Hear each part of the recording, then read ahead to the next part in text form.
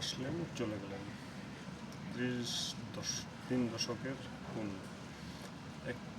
একটি হত্যা যেন চলচ্চিত্র ইতিহাস এবং কালো অধ্যায়।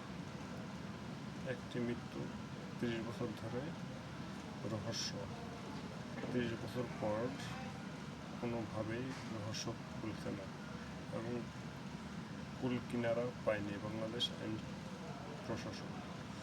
অবশেষে চলচ্চিত্র অভিনেতা আশরাফুল হক ডন বাংলাদেশ শাহজালাল আন্তর্জাতিক বিমানবন্দর থেকে গ্রেপ্তার হলেন। সালমান হত্যার রাজসাক্ষী হবেন শাবনূর।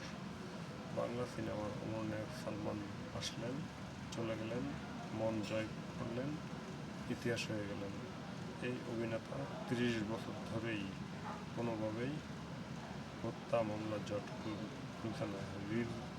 আবার আরেক আসামি রিজভী বলেন, সালমান হত্যা উনি কোনোভাবেই প্ররোচনা ছিল না।